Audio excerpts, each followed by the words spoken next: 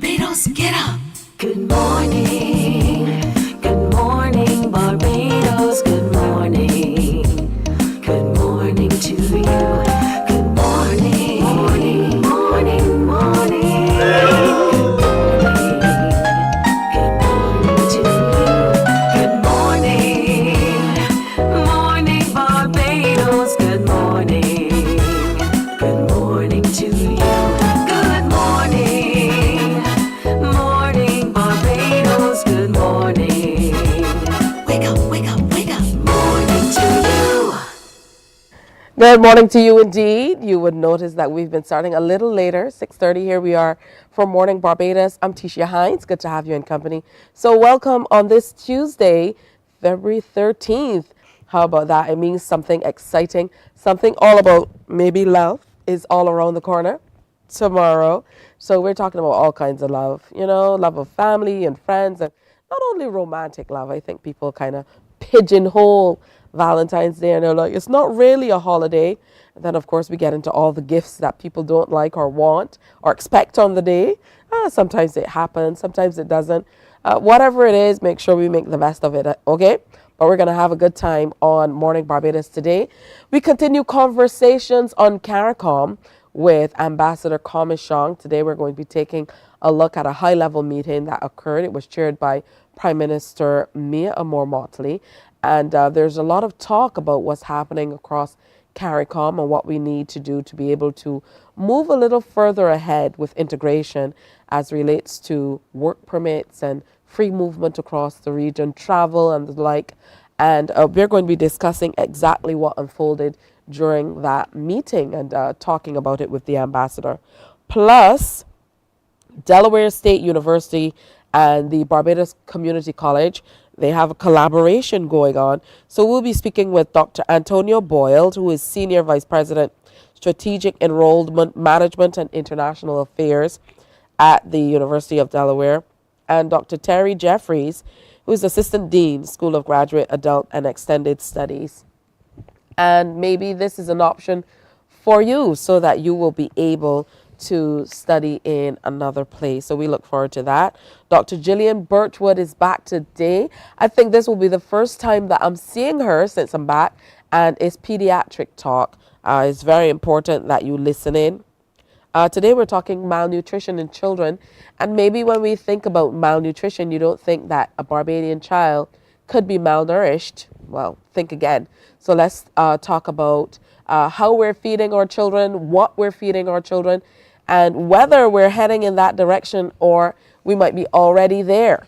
So that's a very important conversation. We're going to check in on what's happening. Is Carnival Tuesday. How about that? Even if we jump online and see what's happening, I don't know, we might have to, do a little bit of censoring. Who knows? But we'll see how it goes. Hopefully I won't be fired by the end of that, but we'll work it all out. Because if you can see it on the internet, right? Probably not. That wouldn't be a good argument. No, yeah.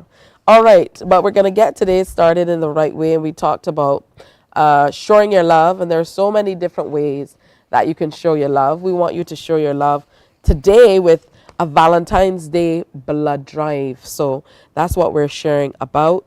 I want to welcome Wendy Lord, who is Senior Blood Collecting Technician, and John Wilson, top blood donor. How about that? And there's a Valentine's Day blood drive. So welcome. Good to have you with us. Good morning. Good morning. Thanks for having us. Absolutely. So I'm going to start with you, Miss Lord. Talk to me about blood collection. Often we hear on radio, and I mentioned that my days on radio, I would hear far more often about the blood drive, but we would hear very specific notices.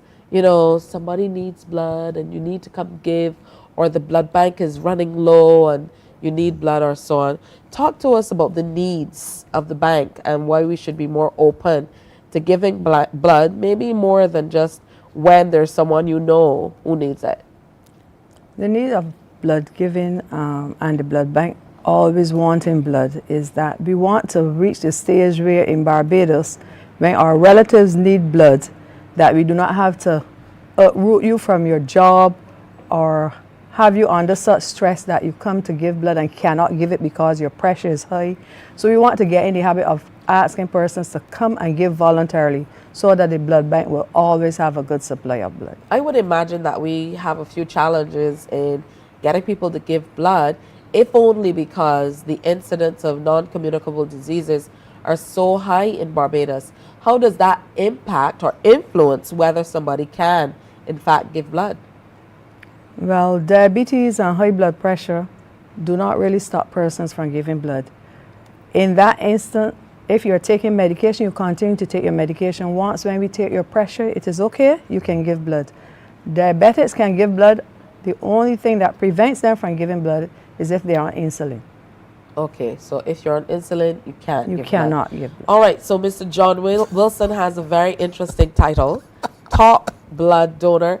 And when he walked in, he said, "How often have you given blood?" So he was passing judgment right away. I don't mind.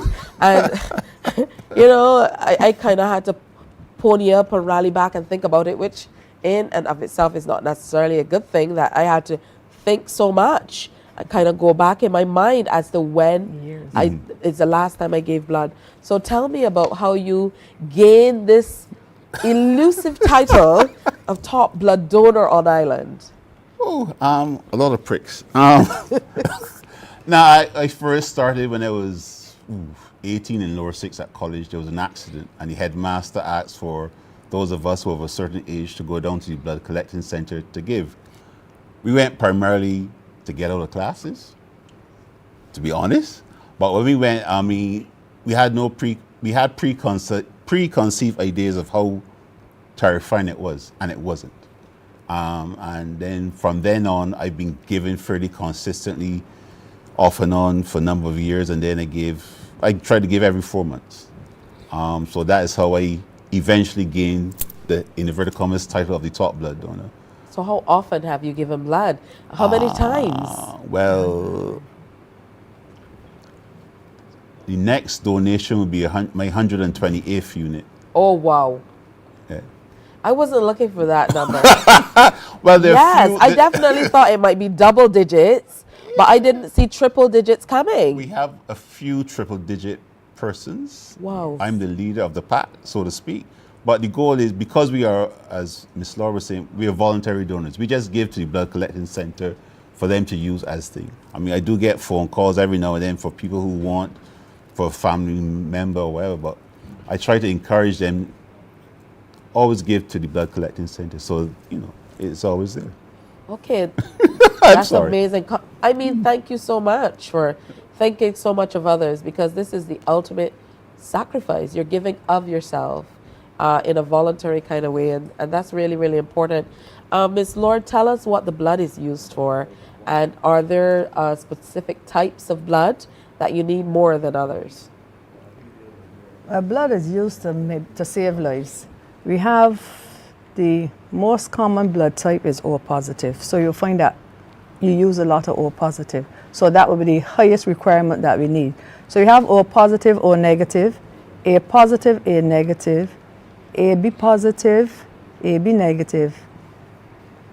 So those are, and B positive and B negative. So you have the O positive that most people will want, the O negative that can be used as the universal donor, and you have the AB that is the universal recipient. Okay, and you are? Common, O positive. I'm regular people. O There's nothing positive. special about me except I just keep giving, that's all. Wow, interesting stuff. Tell me how dire it gets sometimes at the blood bank. Around holidays, peak holidays, Kaduma, you find that we would want to request people to come in to give blood, because persons are about festivity and jumping, so you're not about giving.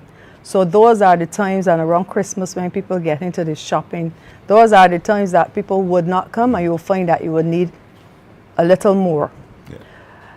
The O negative, as I said, is usually rare, and so sometimes you may have 3 or 4 persons in the hospital at that particular time needing O negative, so you will find that we want to ask persons around a particular time to come and give O negative. We just want to be wary though that persons just decide that my relative want blood, and they will just put out an announcement. Many times we don't know anything about that. So sometimes it gives a strain on the department, and sometimes it's unnecessary. All right, so tell me what the process is like. I mean, 127 times. You have to be able to explain to me now, you know, what happens when you go in every few months to give blood. Okay, when you go to blood collecting center, gain entrance, sit down and wait. Then you go inside the room where they take a small sample of your blood to run it through a centrifuge to make sure that you have sufficient, your count is high enough for you to make a donation. Once that is good, you're clear to go in the inner sanctum. There's a nice comfortable chair that you sit, lie back down. They take your blood pressure, make sure that's good. They confirm that you have eaten within the last hour, hour and a half, because they don't want you to faint. And then they come and then they, what's the word? They sterilize your arm. This is my giver, even though Wendy says it's soon time to switch over. They sterilize your arm, stick the, insert the needle, and then you, there's a ball they put in your hand that you pump, and then after like 15 to 20 minutes, the bag is full. 5 minutes. And then they take out the needle. You rest. They take your blood pressure again, and then for some people, the most important part, you get a snack afterwards, juice and skits, and then they make sure you're good. Then you leave with the admonition: don't do anything too strenuous later on that day. So over the time you go in, from the time you leave, is about 45 minutes. Wow, okay. Are there any people who are excluded? I know we mentioned diabetics who are on insulin. We've heard through the years that if you have tattoos, I mean, that's so commonplace these days. I think I'm the only person in the world who doesn't have a tattoo yet. Me neither. I said yes. Me neither. So there's the three of us, three of a kind. But I mean, it's so commonplace now for people to have tattoos. Is there any truth to that? So tattoos and any piercings would defer you for 1 year. Anything that comes in contact with your blood, we want to be sure that we are giving safe blood. So you have to have a period to make sure that everything is stabilized. Okay, so it can't be a new tattoo. No, Okay. have to be a year old. At least a year. Yes, please. Okay. And acupuncture. Okay. And people may come and say they had dry needling, but that also because we do not have a register of these people, so we cannot say yes, they passed this test, or they are registered here. So yes, if you go to this particular person, you will be able to know everybody is off for a year. Dry needling also comes in contact with blood. So anything that comes in contact with your blood, be it on the surface or deeper, you're off for a year. My producer just confirmed that she doesn't have tattoos either, so there are now 4 of us. Yes. Very good, very good. And we definitely have to get together and make this a Valentine's thing and give love, give blood. That's what this drive is all about. Oh, yeah. Yes. And I really believe that, you know, it's a wonderful initiative, a good way for you to give love to someone else you don't know, or the life you're saving might be your own. You never know. Exactly. So talk to me about people coming in, because we want to get people coming in. We know in this part of the world, usually when we talk about needles, there's such a phobia that comes along with it that a lot of people tend to run away from the very thought of even getting stuck 127 times. Over a period of In time, that over a left period of years. arm, in that left arm. Yes, So- persons in Barbados that I can talk about are usually afraid of needles. Some people don't know where the fear came from. Some people think that when they had their immunizations as children, some people will say, I went to the hospital and the doctor stopped me 5 times, and so they come with this preconceived thing that is going to hurt and they're not going to be able to manage. However, from the time you enter our doors, we try to calm your fears. And we encourage you that it's just going to be a tiny stick. You will feel a little burning. So we talk to you through the process. So sometimes, many times when you have the needle in hand, you're like, is they already? Yeah. And so that alone causes people to say, I'll be back again. Yeah. Okay. And so we are the blood collecting center. There are 4 of us, and we really, really try to make you comfortable when you come, and we really want you to come back. So most persons would confirm that they would come back because the process was so easy. True. They don't think about it after. I mean, some people, I remember we had a donor that I never saw somebody trembled.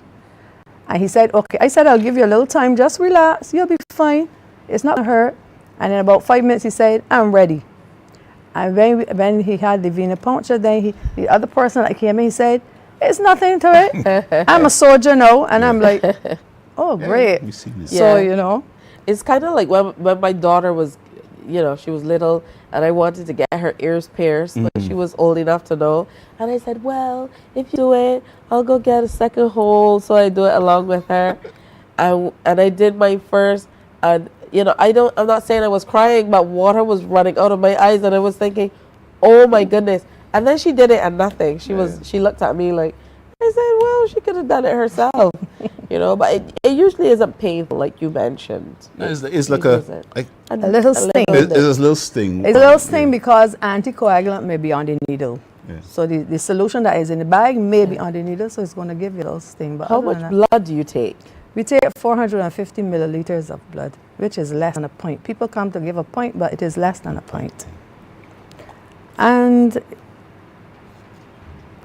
John may have said 15 minutes, but 15 minutes for the whole process. In 5 minutes, 5 to 7 minutes, you're finished with the blood. Then you relax for 10 minutes. With that snack that Mr. Wilson talked about. Yeah. Which is important. I mean, it's important because To build you back up. yeah, you're giving something so that people aren't going out after giving so much blood that they're not just going out. And it's also a way to say thank you.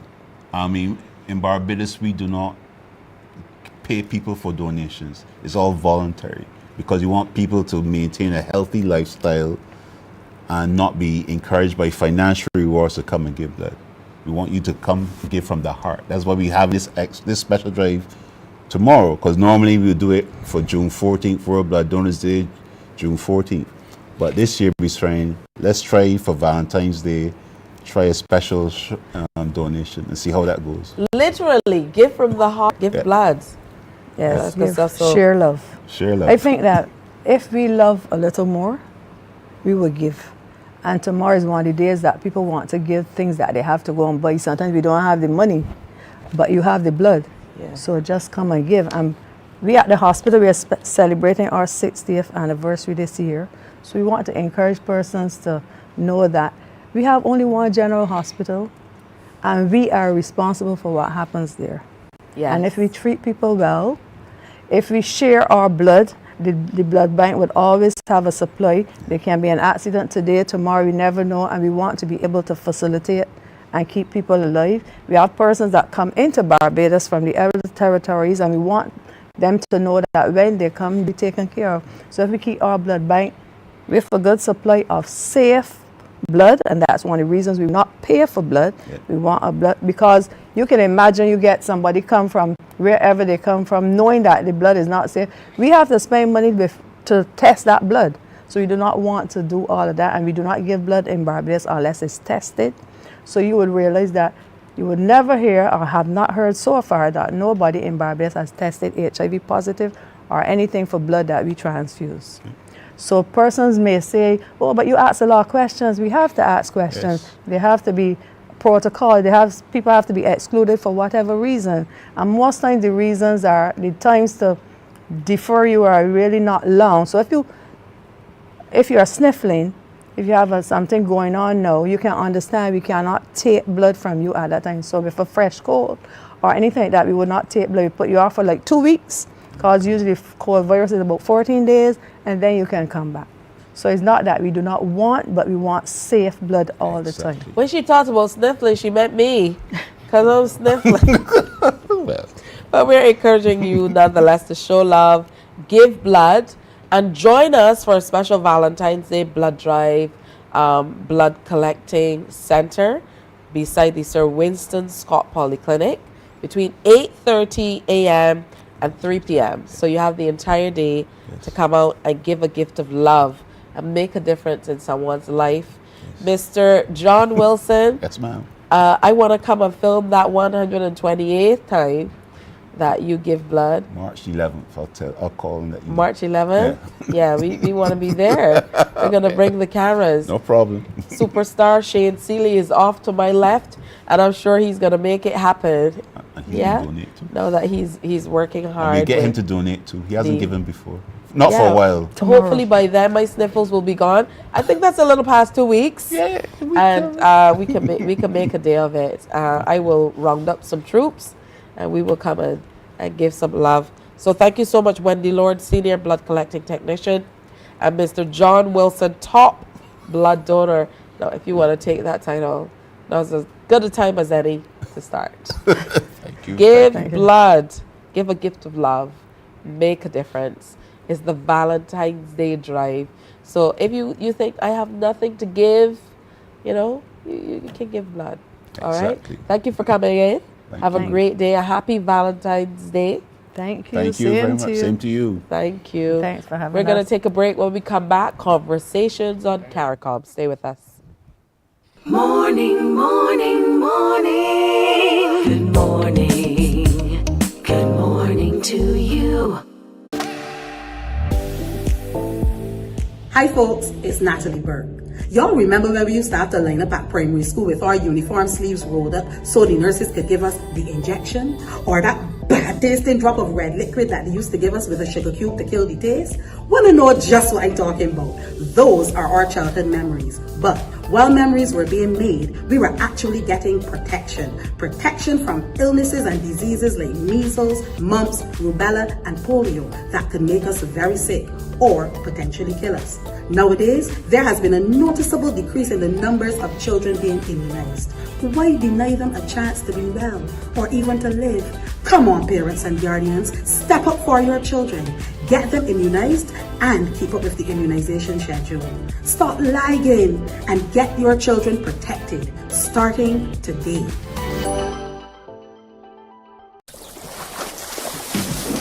From the beautiful shores of the gem of the Caribbean, Barbados, home of the amazing Harrison's Cave, the tantalizing Oystins Bay Garden, our historic garrison, the indigenous road tennis, and the friendliest people in the world. We are 94.7 FM, the ultimate Bajan experience.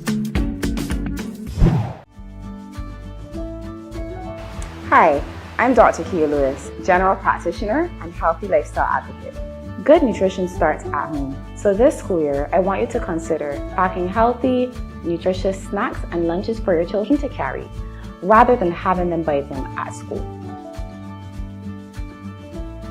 And don't just pack things you think they should have. Have a discussion and come up with things that you both know they will enjoy.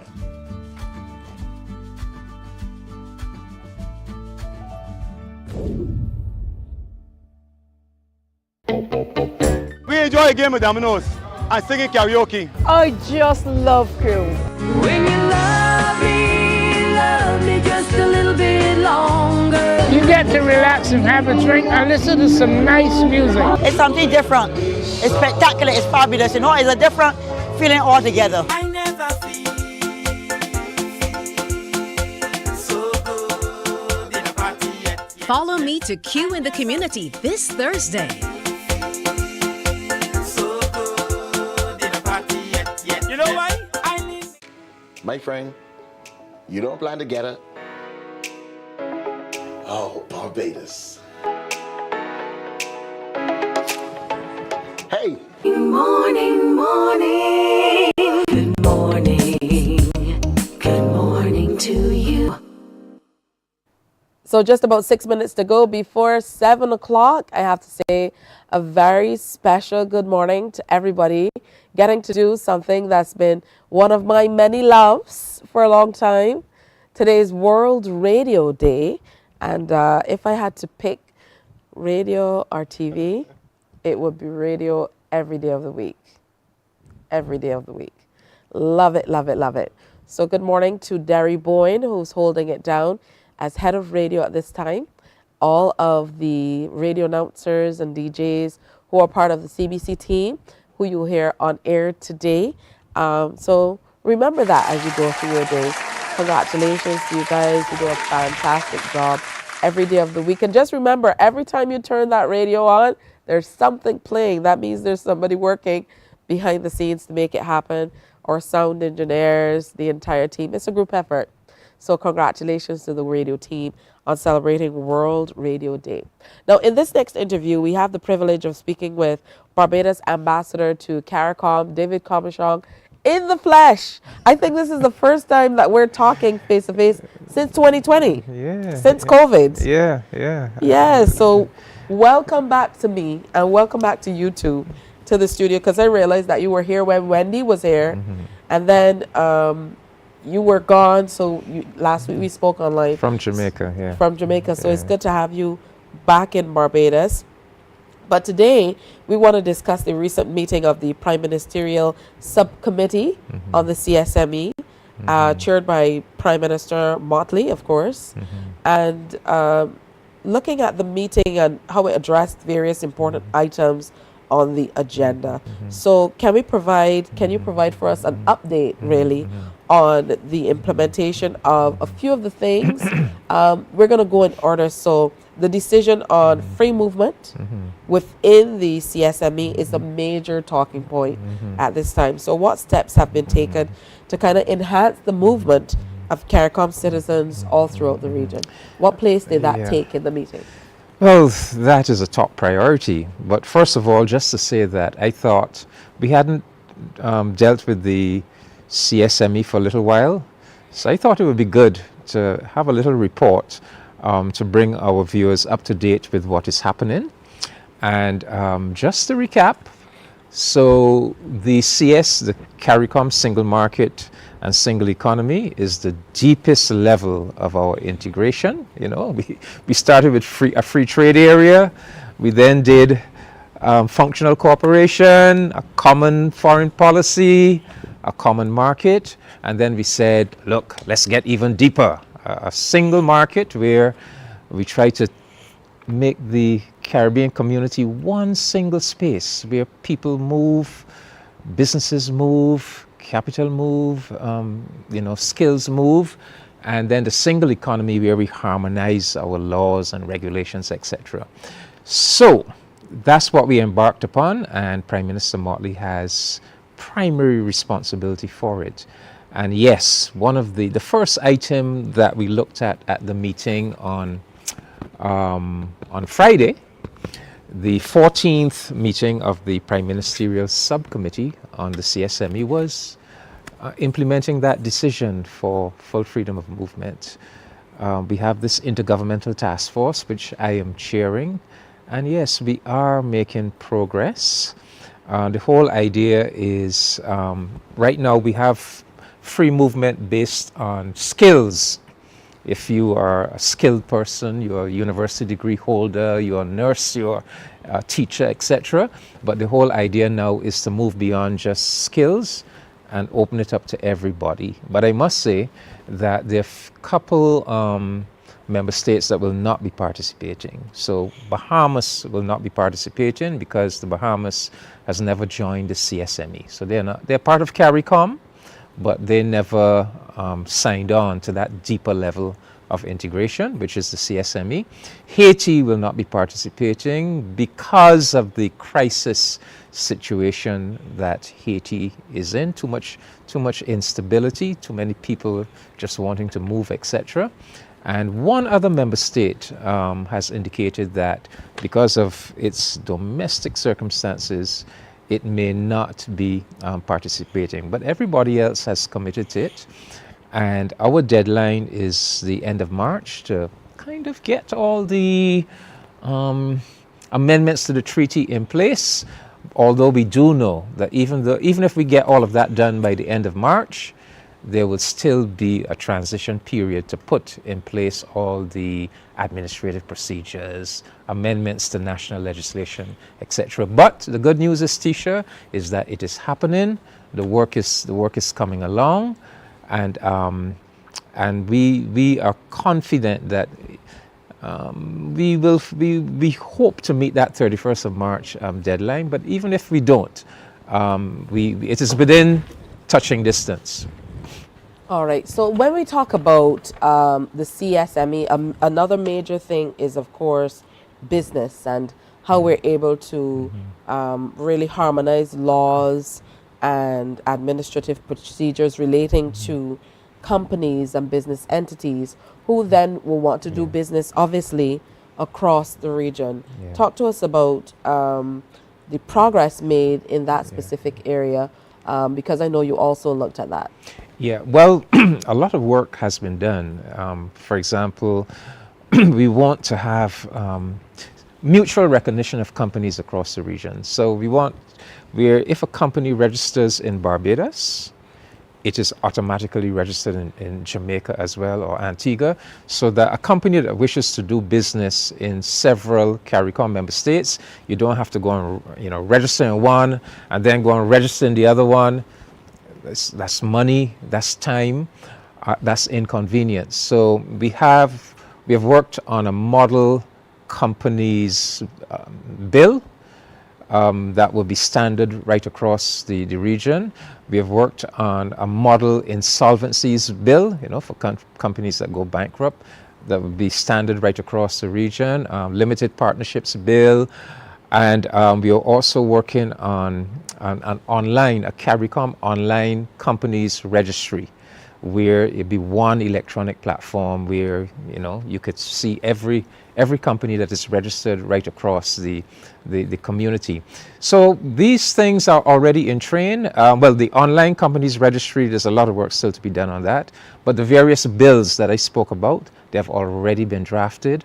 They are now being fine-tuned, and we are trying to get all of this ready by the major heads of government conference in July of this year. So progress is being made where that is concerned. I can see that there will be a lot of work to do, particularly with something like the online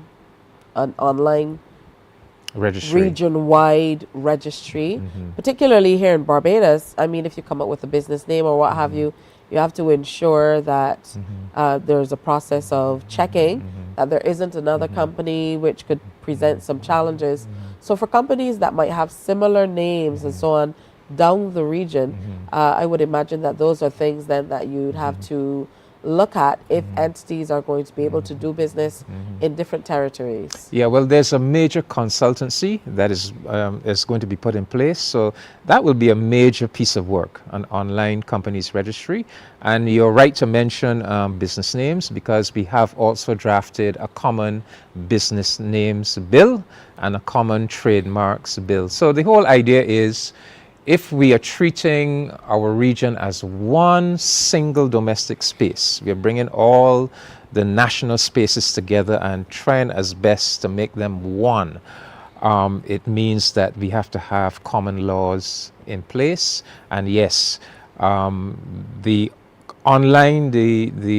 common online registry that will give you at a finger, at one platform to give you all of that information. That is going to be a major piece of work. So that hasn't been done yet, but the CARICOM has arranged funding to hire, the experts that are going to carry out that work for CARICOM. But the various bills, the trademark bill, the companies bill, the business names bill, all of those are already drafted and are now just being fine-tuned, hopefully for July of this year. Oh, that's excellent. That spells opportunity, because all of a sudden, the small manufacturers, the entrepreneurs, not only here in Barbados but across the region, then they have an entire playing field throughout the region to be able to apply their trade,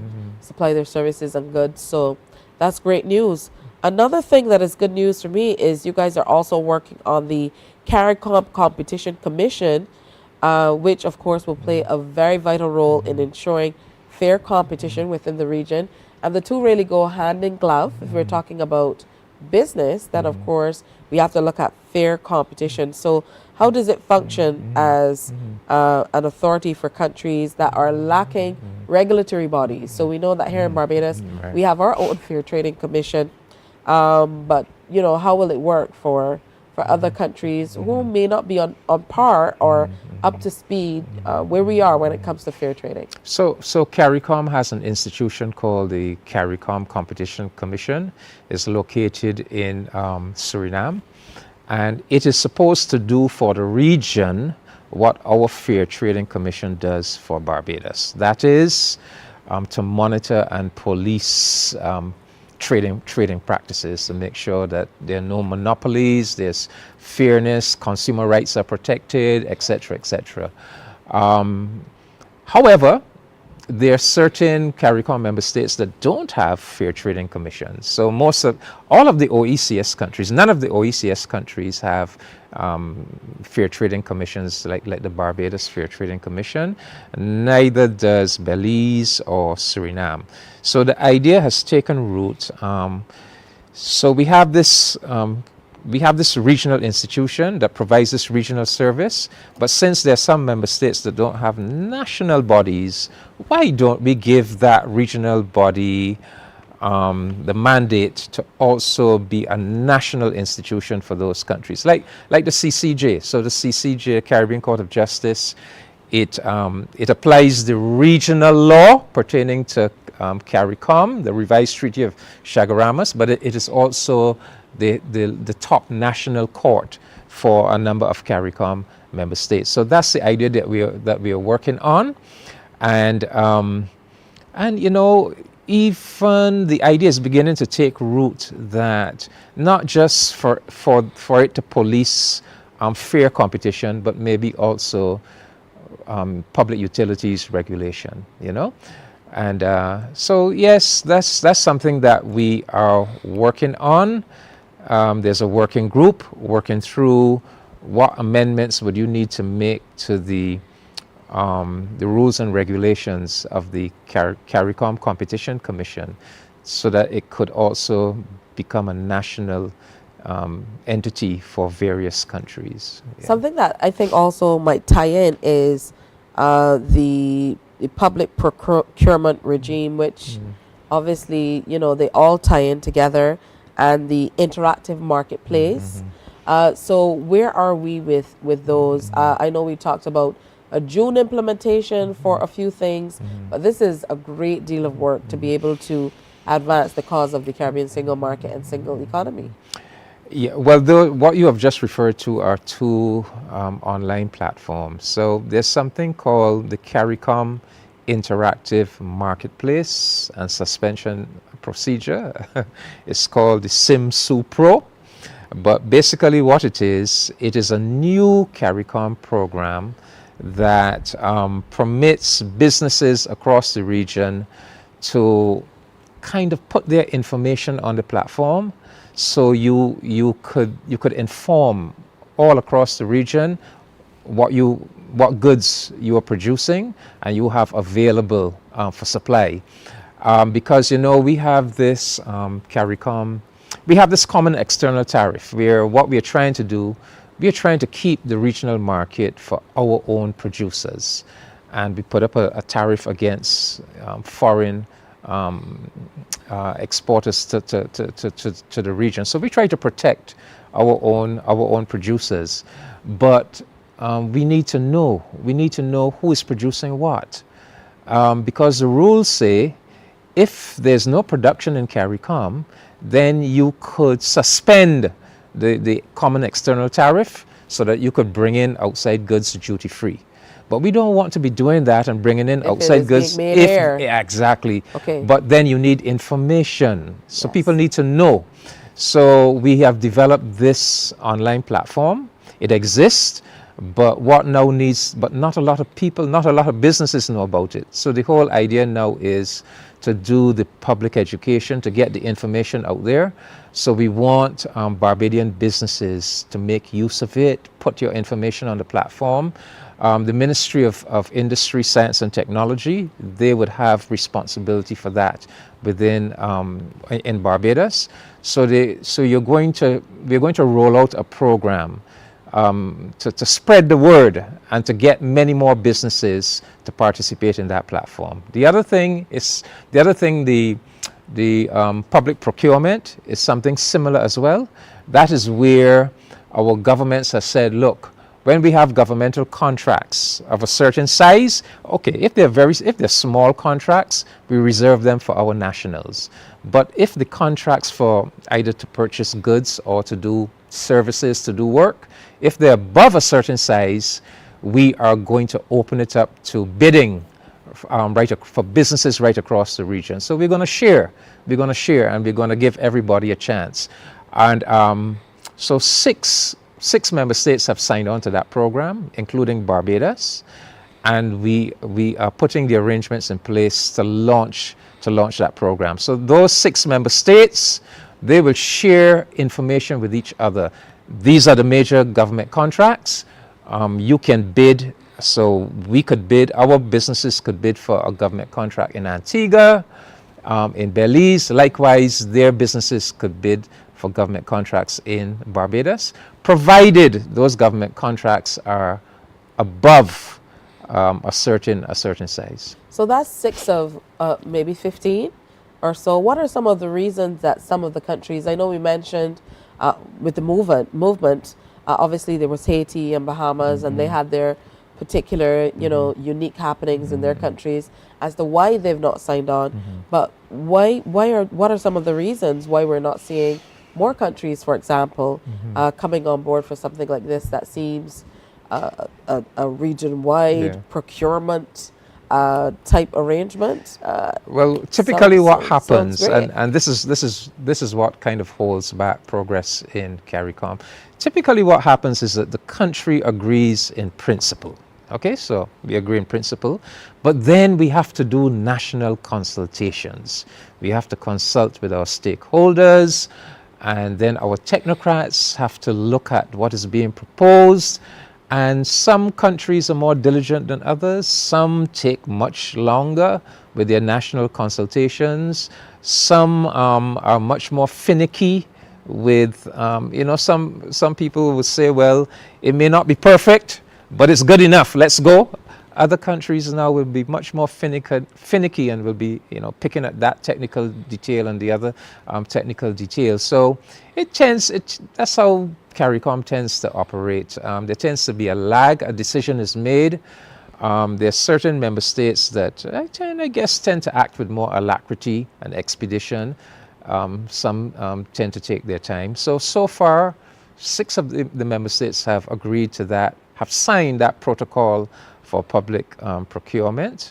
The others, I guess, I'm not sure that any of them have any disagreements in principle that, look, we don't want to open up our government contracts to bidding from other businesses in other CARICOM countries. I don't think anyone has said that, but it's probably about they're still carrying out their national consultations, etc. All right, so time is growing slim, as it often does with our conversations. The main one we need to talk about, though, is air and maritime transportation, because I think that is what most of the viewers would be interested in. The tariffs which tie in with all we've been talking about in terms of trade and so on, and then front of packaging labels is something that we can revisit as well. But like you said, transport, very important. I believe that of all the items we covered at that meeting, that is the good news that viewers would most want to fixate on, because there is good news in the area of, air transportation. So, we have this crisis situation, but airlines are stepping up. So you have Inter-Caribbean now expanding. The Chief Operations Officer in yesterday. Yeah, expanding its services right across the region. I came in last week on the inaugural direct flight from Jamaica. Right? So we have Inter-Caribbean coming to the party. We have Suriname Airways now doing flights from Suriname to Guyana and to Barbados. We have Caribbean Airlines also expanding its services. And LIAT is coming back. Not the original LIAT, not LIAT 1974, but LIAT 2020.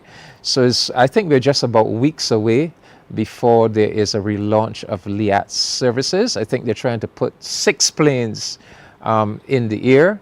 So that is good news. Similarly, where sea transportation is concerned, good news again. Barbados, Guyana, and Trinidad, the governments have come together. The Trinidad government is making one of its ferries available for transport, for ferry service between these three countries.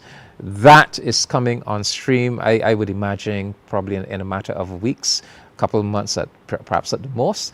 And there's also a private sector consortium called Connect Carib, and they have announced that they too will be launching a ferry service that will take in much wider than that one with the governments, that will take in Barbados, Suriname, Guyana, Trinidad, Grenada, St. Lucia, all the way up to Antigua, and that is scheduled to come on stream in the last quarter of this year. So I think of all of the things we discussed at the meeting, this was perhaps the most positive. You also mentioned the front of package labeling. Labels, yes. That will interest viewers as well, because we have an organization called the Caribbean Regional Organization for Standards and Quality, CROSQ. It's located right here in Barbados, and they are leading the charge to beef up our packaging. You know, when we manufacture food products, that we must have modern labeling that gives consumers all of the relevant information, the health-related information on the package. So that work is very far advanced, and that should be rolled out around about April of this year. So things are happening. Yeah, that's excellent. And I want to thank you for sharing so that we're made aware of what's happening. And, you know, in this detailed way in such a short space of time. But where do we sit in terms of the consultation? I know you said there are some countries that go to their citizens, obviously key stakeholders and so on would be brought into conversations on things that relate to them. But where do we sit in Barbados in terms of engaging with the public so people, you know, en masse are aware of some of these changes and what's happening? Well, we have something called the Business, Labor and Civil Society Consultative Council. They call it the BLAC. That is where we engage in discussions, consultation with entities that represent the Barbados private sector and the trade union movement, civil society. But in terms of specific projects that pertain to, you know, particular entities within the society, the various government ministries would normally, you know, pull in their stakeholders and do that specific consultation. So, for example, if it's something relating to the CARICOM Interactive Marketplace, the SIMSU Pro, the Ministry of Industry, Science and Technology, they would be engaging with business companies in Barbados that do regional export and so forth. This program, Tisha, this Conversations on CARICOM, which I think is unique across the region. I don't think there's any other CARICOM member state that on a weekly basis on national television they're discussing the CARICOM agenda. This is part of our process of public education as well, sharing information about CARICOM. But the formal bodies are the Business, Labor and Civil Society Council, and we also have an interministerial consultative council but that has to do with government officials who we bring together periodically to look at the CARICOM agenda and how Barbados is implementing it. And now that you mentioned that, in fact, coming out of this last meeting, Prime Minister Motley has ordered that we should set up a kind of hybrid committee between the BLAC, the Business, Labor and Civil Society, and the Interministerial Committee, a kind of hybrid committee to work specifically on the matters pertaining to the regional capital market, the regional securities market, you know, that part of the single market and single economy that has to do with the movement of capital and businesses, etc. So Barbados, we are going to be paying very, very close attention to all of those matters pertaining to the regional business, movement of regional capital, etc. And that's because that's like the hardest part of the CSME. It seems as if that's the most technical part, and it seems as if that's the most difficult part to build out. So we're going to set up a special committee to focus on that. All right, good stuff. I don't know if it's in the works or if it's implemented already, because we talk about so much. But I would like to see personally a citizen group of sorts that's a part of some of these discussions as well, because we know, you know, even though we make all these strides all across the region, you know, regular Barbadians want to feel like they're part of the decision-making process as well.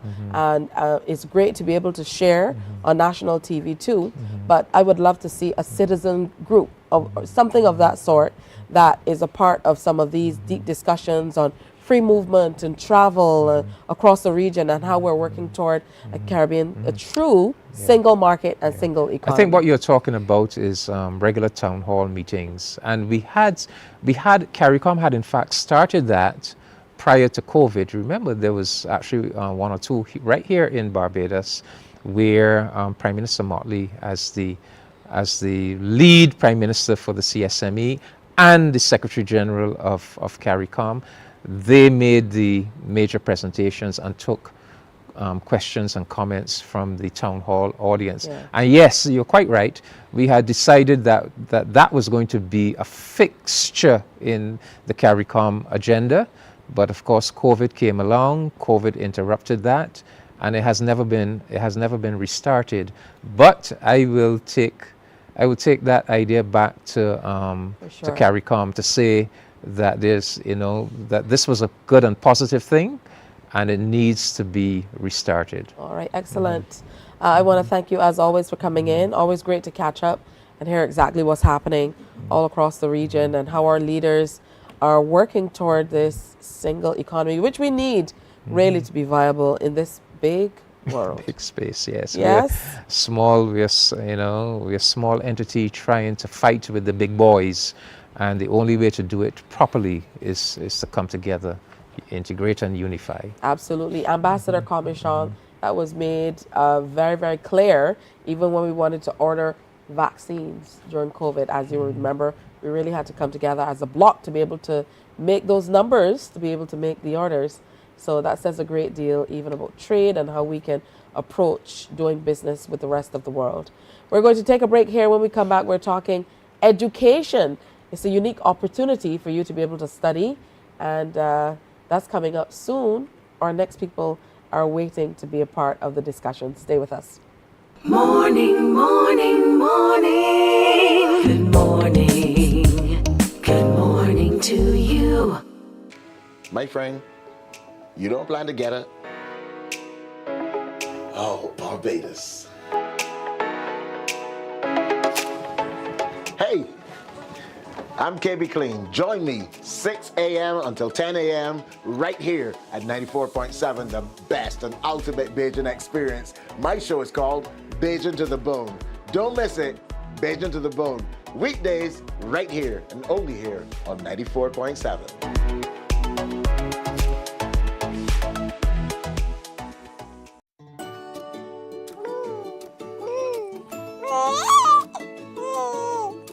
I'm Anne St. John, a consultant pediatrician. When packing healthy lunch boxes, do include a fruit, which includes a banana, apple, orange, or grapes to supply fiber. Aim for low-calorie packaged snacks without the mention of flour or sugar amongst the four ingredients on the back label. 1 in 3 children in Barbados is affected by overweight or obesity. Let us join together as parents and care providers to reduce the further development of this chronic non-communicable disease within our communities.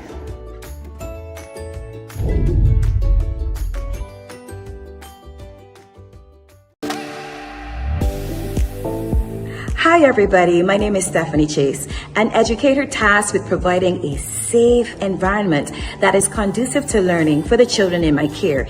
It is therefore very important for me to encourage parents and guardians to get their children vaccinated.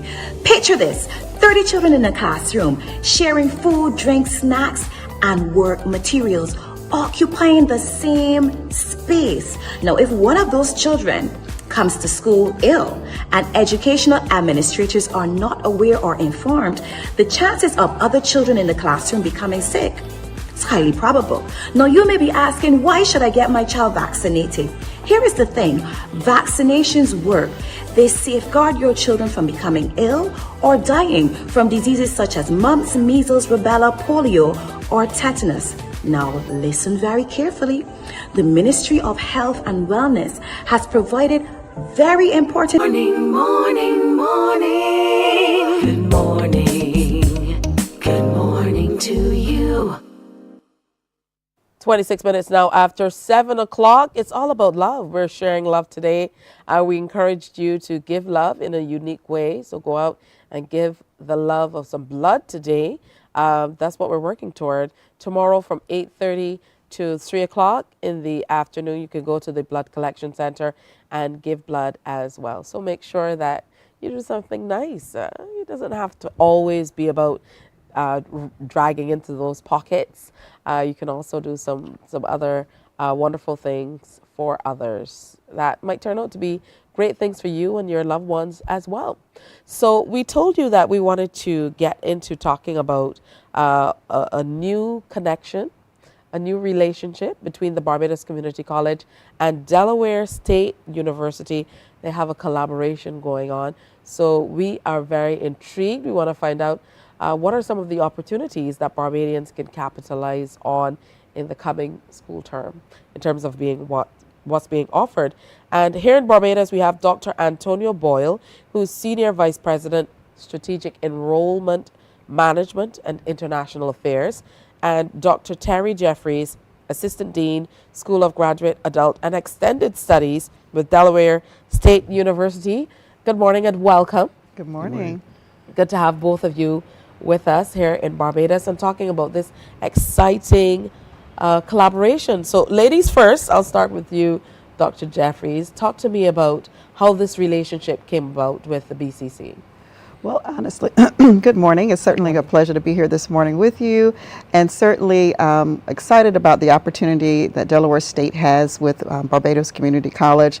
And actually, while you're starting with me, it is our hometown hero, Mr. Antonio Boyle, who started this relationship. He is Bayesian and started the partnership with BCC. So we have two programs that we're offering at the graduate level, our master's in educational leadership, as well as a doctoral degree in educational leadership that we will be starting this fall and have an event this Thursday evening at BCC at 5 p.m. Would love for individuals to come out to learn a little bit more about the opportunity where you can stay here in Barbados and not have to go to the U.S. And pursue your your master's or doctoral degree with us. Oh, that's excellent. And a great segue. I mean, what an introduction. You know, there you are, Senior VP, Strategic Enrollment Management and International Affairs. Yes, so talk to me about this pitch that you made to get this relationship here in Barbados. I think transformation. I think literally transformationally, what can we do as United States to bring programs that will change the topography, one, more importantly, what's going to transform what we do. We believe that education is a way to do that and then provide those opportunities within area for what a person needs to do to achieve the next level. That's a master's, that's a doctoral degree, stay at home. Imagine having a teacher in the United States teaching your course, someone in Barbados teaching the course. It's all recorded. It's online, but it's actually a face-to-face online engagement where you're seeing your professor on a daily basis. He or she is doing the work. You get that research and all, and you then take all of that pedagogy and all of that content information and then use it here in Barbados locally. So imagine bringing your work as the expert in field to what we have to offer and use that as a launching pad for what you want to do as an individual. So if I want to advance mathematics, if I want to advance English, I want to advance higher learning, bringing that to the table to then add that to what you do. And certainly that's why we not only pitched it, but certainly was welcomed by all here in terms of, I don't have to leave, I don't have to go to the U.S. to do this, I can do it locally and earn my degrees. And certainly we're excited about offering that opportunity to those here that desire to have it. Absolutely, it creates opportunities in places where they didn't previously exist. I mean, we're hearing even now that, I mean, not to call Canada out, but now students have to be able to qualify in a totally different way to be able to study, in terms of international students to study. So for, you know, such a prestigious institution like Delaware University to partner with Barbadians to give them an opportunity to study and not have to leave the island really says a great deal about the type of institution that you are. Let's talk a little bit more, Dr. Jeffries, about these programs that are being offered. And I know on Thursday, this is really just the foray into things. We want people to hear about it. We want you to come out to explore more, but give us a snippet as to, you know, what people will need to travel with to be able to get an idea of whether they can capitalize on these opportunities. Absolutely. I think the beauty of the program is that the classes are starting every 8 weeks, the courses are. So it's an accelerated model. So students who are wanting to finish their master's or doctoral degree fairly quickly can certainly take advantage of the accelerated model with courses starting every 8 weeks. You finish time on task very quickly, also with staying here in country. The qualifications certainly are a letter of interest while you're wanting to pursue your graduate work. And certainly 3 letters of recommendation from your a supervisor or a personal reference indicating just your success and why you would be a good fit for the program. And certainly a master's, if you're pursuing your doctoral degree, you would need to have obtain a master's degree to pursue the doctoral at the doctoral level. So certainly come out and visit with us on Thursday at 5 p.m. To learn a little bit more about us. How do you think being a Barbadian has shaped your view of how you need to work along with the university you're working with to kind of offer these types of programs? What are we going to do differently? What are we going to do to have that impact on persons' lives? And what does that look like? So my upbringing literally was I swam, so had folks who poured into me and didn't know me necessarily, but knew who I was and my ability, and then to transform that experience into now, how do we give back? How do we do back? How do we say to people, you can make a positive difference.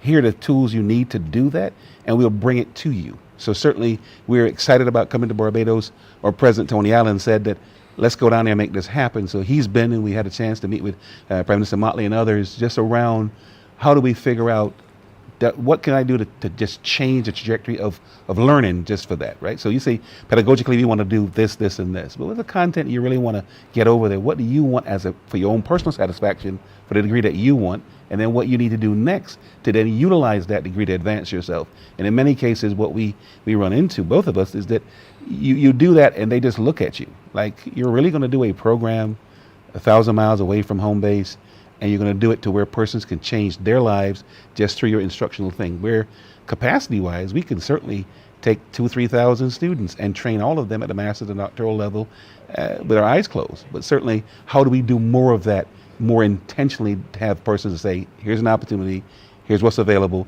and here's what you can do to change your life first, and then at the same time change others' lives through education as well. So talk to me about what a doctoral or master's degree, postgrad degrees are always good for people who want to move up in work or, academia or whatever you're doing. But, what makes the difference in a degree from Delaware State University? And Dr. Jeffries is looking at you, Dr. Boyle. So we'll have to figure it out as to who will answer. Well, we think it's a loaded opportunity, right? So if you say Delaware State University, you're saying, what does Middle States accreditation have to do with Delaware State University? What does ASIN, what does NCATE, what does all of those accreditations over and above having a U.S. degree? What are the regional, national, international accreditations that you also have as that degree? And then how do I use that and utilize that for what I'm doing going forward. And the mere fact that all of our stuff is refereed, all of our stuff, you go on a ProQuest, we make sure that all of it's reference is falsifiable, it's agreeable in those things. So then you're trained on the very highest level to the very highest standard with a credential, and it could stand up against anyone in the world in terms of what you have. So how do I give the very best? And for 132 years, we've done just that. How do I figure out a way to give you the best things you can have to then transform your life? And that, to some people, they think is easy. The easy thing is person's getting started. You get started, and there are teams of people. I mean, Jeffries is actually Barbadian as well, too. She comes every 8 weeks. She flies to Barbados, has a meeting, and then she goes back home and she flies back again, because every 8 weeks they see a professional person and their team speaking about how can you make a difference and how can you transform your own life first and then transform others' lives. So that's the stuff that makes this different, is that, you know, we are now been requested for 5 or 6 different countries to do this program by request. And I know that Principal Aline was not going to miss the opportunity. We had a chance to meet with her and meet with Minister Mahy and other, that's not the right name, Education Minister, I can't remember her name, but certainly we all met with the Prime Minister's office and all. They said, well, we want to do this, can you do it? And we kind of got into, let's figure it out and let's give you the tools that you need for a thing. And then when it's all said and done, can you come to graduate in the United States? The answer is yes. So imagine doing the degree here, never been on campus, but you can fly up for commencement services, do the program, and fly back. All right, that's truly excellent. It's a difficult job. I mean, moving every 8 weeks, but somebody has to do the hard work. Someone has to come to Barbados. So I commend you for taking the task of coming to Barbados to make sure that the students, and that's important too. I wanted to ask you about you know, how demanding the program is, because many people who are getting into graduate studies are grown people. Yes, yes. With responsibilities and lots to do. And sometimes that can be a deterrent. You know, you want to move to the next level, but you're thinking, how strenuous will this program be? How demanding will it be for me to be able to get it done? And then it might be an added layer of fear to say, okay, I'm doing it at an overseas university. Glad to hear that somebody's coming every few weeks, so you can at least have that connect. So how strenuous is the program? You know, how much is demanded of those participating? Sure. Very good question. The program is demanding. It is rigorous. So we're not going to say that it's easy, but it is a cohort model. And so the beauty of the program is that individuals come together. We have a cohort of 12 to 15 students, and they are a team. They are a family. They see each other through the finish line. And the support and wraparound services that we offer, with me bringing a team here that will support the students at the beginning of each start, just so that they have the face-to-face connections with the university. So while we may be thousands of miles away, coming here to have FaceTime with the students, with the cohort, to kind of keep them encouraged, actually helps tremendously. And so really, I think it's about making the decision. We're all adult learners. We're constantly learning and evolving every day as we grow and advance. And so I think it's a great opportunity for individuals to work together, to collaborate with colleagues across the country to advance themselves. Absolutely. So it's coming off this Thursday, the 15th. They're here just in time for Valentine's Day. I mean, we're talking about love today. So I mean, love for education, and you want to love moving to the next level, love working toward that raise, love toward a new job. Who knows? Absolutely. You know, it all ties together. The graduate programs, the doctoral program, you can hear more about them. 5 o'clock, Science Building Auditorium at the BCC. Not difficult to find, but if you can't, drive up to the gate and say to the guard, I'm going for this program. I'm sure they're going to tell you exactly where you should go. I want to thank you so much, Drs. Boyle and Jeffries, for coming in and sharing with us. Glad to hear you're both Bajans, whether honorary or otherwise,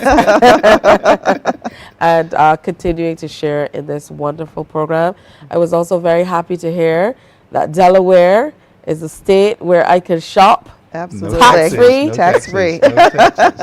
I'll see you in Delaware sometime soon. Absolutely. All right, and do come back and tell us how it goes. We'd love to hear a little bit more about the programs and so on. And a special good morning to our friends at the Barbados Community College as well, making fantastic partnerships all across the globe so that opportunities are created for regular Barbadians. That's what makes all the difference.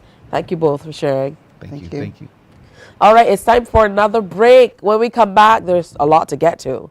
Tomorrow is Valentine's Day, which means you have to come out with your red. But Dr. Gillian Birchwood is next. We're talking about children and how we're feeding them.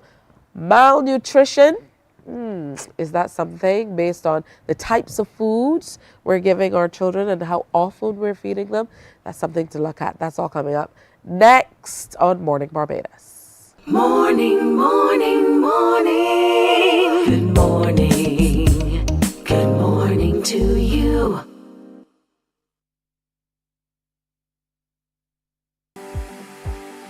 For the past 19 years, QFM has been sharing with you, learning from you, and together building a community for all mature audiences. That's why we say Q is good for you. To our Q family, we say thank you for staying connected to Q 100.7 FM. QFM is a station of the Caribbean Broadcasting Corporation. CBC, celebrating 60, connecting Barbadian communities.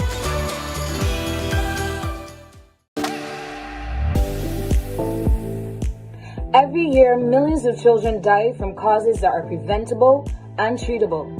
Scary, right? It's a songbird Nikita, mom of two young boys, Knox and Noah. And rates of immunization have been backsliding to their lowest levels in the last 3 decades, which means that children are missing out on routine vaccines that can help keep them safe from deadly diseases like measles, mumps, polio, and even tetanus. I want to encourage every mom and dad out there to give your child the opportunity to live a healthy life, one that they will not only survive, but thrive. Protect your child as I protect mine.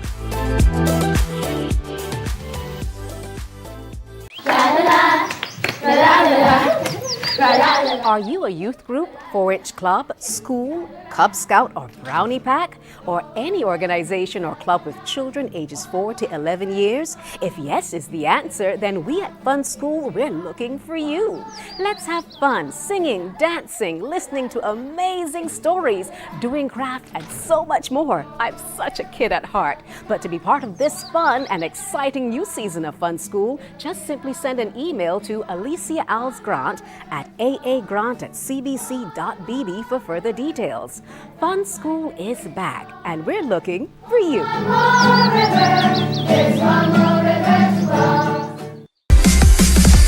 While you go about your business, we go about our business, and that is gathering the news. Stay up to date at CBC News Barbados on Facebook, Instagram, and Twitter. Get news update on radio throughout the day. And join us for the CBC News Night at 7 every night. CBC News team is on the job and bringing you the news. There.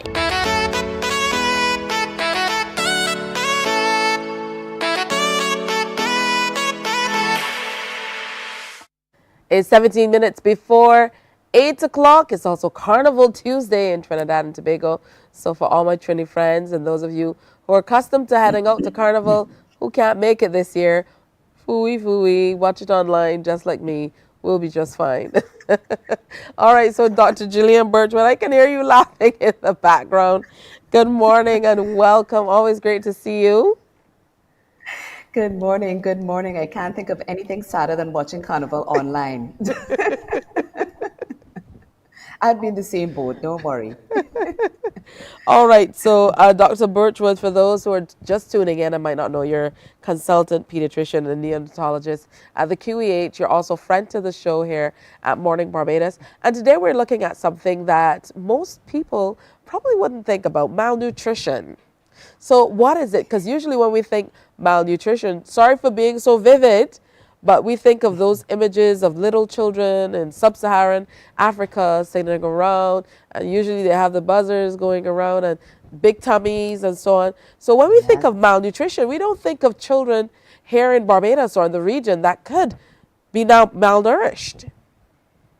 Unfortunately, That is not the case. We have been seeing cases of malnutrition right here in Barbados, and that is why I wanted to bring awareness to it. We don't think of it as happening in our country, and we don't think of it as happening in our region, but it's becoming more common. So malnutrition at its fundamental level simply means that there's a gap between the nutrients your body needs and the nutrients you're actually getting. And it can be the gap in the big nutrients, what we call the macronutrients, which is like protein, carbohydrates, fats, which are the building blocks. But you can also have micronutrient malnutrition, which is where you have a deficiency in vitamins and minerals. But we're definitely seeing the macronutrient deficiency, the type you think you'd only see on CNN, right here in Barbados, which is definitely worrying. So tell me about what causes this, because I would imagine people feel as though as long as you're eating, then you shouldn't be malnourished. So let's get a little more granular and let people know why it's important to be selective about what you eat. Yes. So the most common cause of malnutrition is unfortunately food insecurity due to financial concerns. And that is a type that we're seeing more and more of. Parents may know what they need to do, but they don't have the resources to do it. They can't afford to buy formula for their children. And so they're substituting with things like barley water, or they're using other types of milks which are not suitable for young children. And therefore, the children are not getting the nutrition they need and they're not growing. That's the most common cause which we are seeing. But you can also have other causes. For example, if you have a child with a severe chronic illness, like cancer, where their body's needs outstrip what they're being able to put back in. And you can also have problems where they have trouble absorbing the food. You can have what we call a malabsorption condition, like celiac disease. And you can also have problems where children are not able to swallow. For example, if they have a condition like cerebral palsy, they may not be able to swallow, and so they may not get the nutrients they need. But we are seeing a lot more food insecurity related to a lack of financial resources as a cause of malnutrition. Wow, that's a tough pill to swallow, to think that there are Barbadians, right here who are not able to feed their children. We certainly have to work a little harder on helping our neighbors, and that's what's important. That's who we have always been. So I know you mentioned that if the children aren't getting some of those macronutrients and so on, they might not grow. What are some of the other ways that malnutrition can affect children? Yes, and this is where it becomes particularly concerning. So if you have children who are at that point in their life, especially if they're under the age of 5 years, when they're growing and developing rapidly, they are unable to get the nutrients that they need, then this can cause severe problems with growth. They may have stunting, where they may be shorter than they should be. They may be much slimmer and skinnier in appearance, which is obvious. But they may also have problems with vitamin deficiencies. And most concerning of all, they may have problems with their intellectual development. So as they grow, they may not meet their intellectual potential because of the fact they've been affected by malnutrition at a very young age. And that is not always reversible. So they may start off at a disadvantage, then be affected by malnutrition, which puts them at a permanent long-term disadvantage. And we are seeing this more and more, especially in the very young children who perhaps would only be able to have formula, which their parents can't afford, compared to the children who might be at school and able to access at least school meals. All right, so you listed a number of things that can be noted as what we can look for in malnutrition. So how then do you classify that a child is malnourished? I would imagine there are a number of factors that must be taken into consideration in order for you to be able to make that determination. Yes. So this is why it is so crucially important, especially in young childhood, but throughout childhood, for children to make regular visits to their primary healthcare provider. so that they can be weighed and measured and their development can be tracked to make sure that their growth and development is appropriate. So this is one of the earliest ways that malnutrition will be detected. So that if you see a child falling off of their growth chart, in other words, their normal weight and height trajectory, they're meeting over a period of time, you can recognize the early signs of malnutrition and you can be in a position to intervene and prevent the long-term outcomes like we talked about. Again, it may not be simply due to food insecurity due to lack of financial resources. It could be due to other more serious conditions, which a child would also benefit from having detected early. So those regular visits are the first way that you can pick up. But if you have more severe malnutrition, then it can result in marasmus or kwashiorkor, which we have both seen in Barbados, unfortunately. Marasmus is more obvious to anybody. Those are the CNN pictures of the children in sub-Saharan Africa when we had that terrible famine, for example, in Ethiopia decades ago, where the children are obviously emaciated because their body is not getting the protein in their building blocks. They're not getting the fat. They're not getting the carbohydrate. So they literally start to break down their own body. But kwashiorkor can be misleading because the children develop edema, which is swelling of the face, and they will have a big belly from swelling, and that is from a lack of protein. We have seen both in children in Barbados. That's very, very interesting. I never thought that I would hear that from you this morning, to be honest, but I could see how it could be prevalent here. So what can we do about malnutrition in children? Because then, the average person, for me, I'm thinking, oh my goodness, and feed them. But I would imagine there has to be a process. Yes, absolutely. So the first thing is recognition. And this is, yes, where the healthcare providers come in. But, we have to be each other's neighbors. People, in my experience, do not come out and say openly, I don't have food. This is something that you have to draw out of them because you recognize that the child is not growing appropriately, and they will often be very evasive about it. It's only when you become very concrete with them and say, I've had mothers who I'm seeing on a Wednesday, and I'll say to them, when is the last time your baby had formula? Because you're no longer breastfeeding. And they'll say to me, last week, which is absolutely shocking. In a week, a newborn baby has not had formula. They've been giving them alternatives. So if you see your neighbor's child does not look like they're growing and thriving, you need to ask questions. We need to step forward and be our neighbor's keeper. The other thing that is important is when they reach a certain stage, they will need to be hospitalized because, strangely, if you have someone who's malnourished, if you present them with nutrient-rich foods, their body will not be able to digest those foods, and they can have a severe complication called refeeding syndrome, which can be a really life-threatening condition. So when you have a child with marasmus or kwashiorkor, they will require medical supervision and gradual reintroduction of foods so that they are able to digest and tolerate those foods. Wow. So we definitely need to pay close attention to those little ones.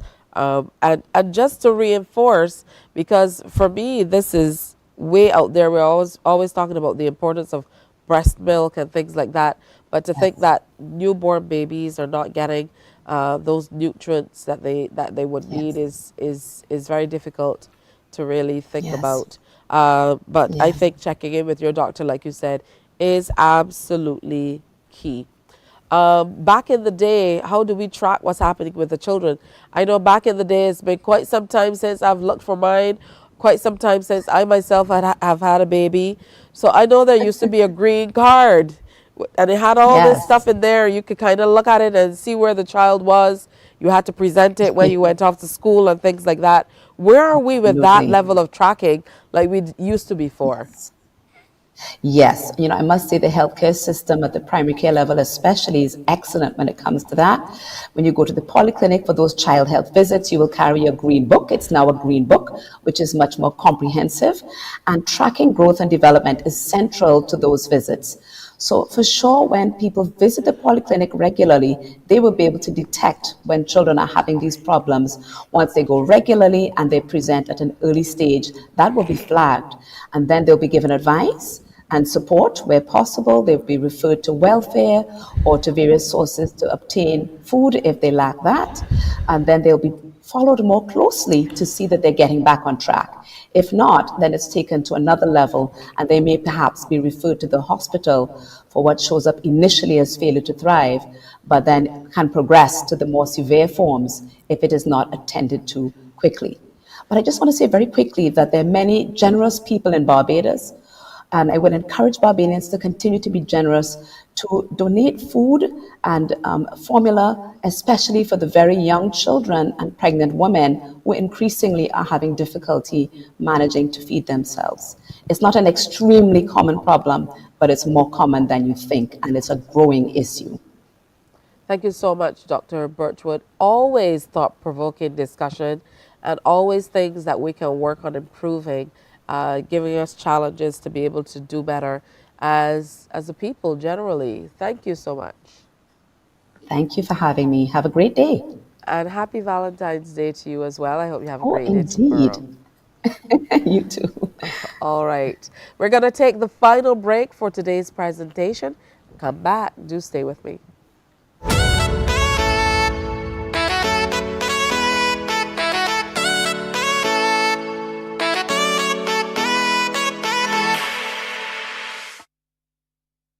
There is a saying, you can find a Bajan anywhere. Are you a Bajan living abroad? Or do you know of one who has migrated to another country? Well, we at Mornin Barbados would love to have you or them on our Bajan Afar segment. Share your amazing stories, experiences, and how you have adapted to a new culture. Send us an email to morninbarbados@cbc.vb. And together we will travel the world.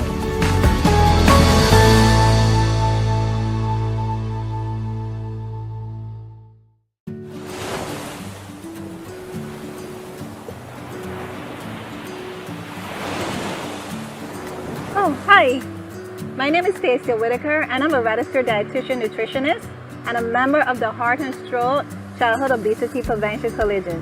My motto is, when in doubt, leave it out, and it goes for when I'm eating, because sometimes things have ingredients that we're not sure of, and I like to keep it simple. And if I'm eating something and I'm not sure the ingredients in that particular thing, then I choose to leave it out. So I keep my snacking simple with fruit, nuts, or just water. It's easy to remember, there's no added ingredients, and it's also very nutritious. So remember, childhood obesity is real, so choose healthier alternatives. And when in doubt, leave it out.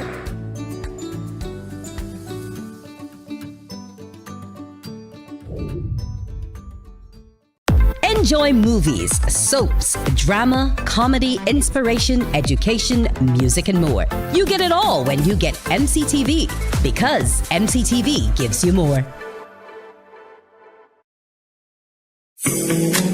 The facts say Morning Barbados reaches an audience of over 50,000 and Newsnight reaches over 56,000. It's simple. When you advertise, you're getting your message to over 50,000 of your potential customers. Make the call to CBC Sales Department today and watch your business grow. Contact us at 467-5559 or email marketing@cbc.bb.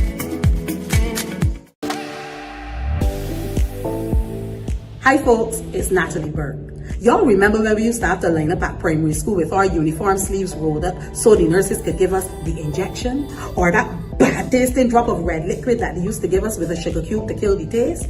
Wanna know just what I'm talking about? Those are our childhood memories. But while memories were being made, we were actually getting protection. Protection from illnesses and diseases like measles, mumps, rubella, and polio that could make us very sick or potentially kill us.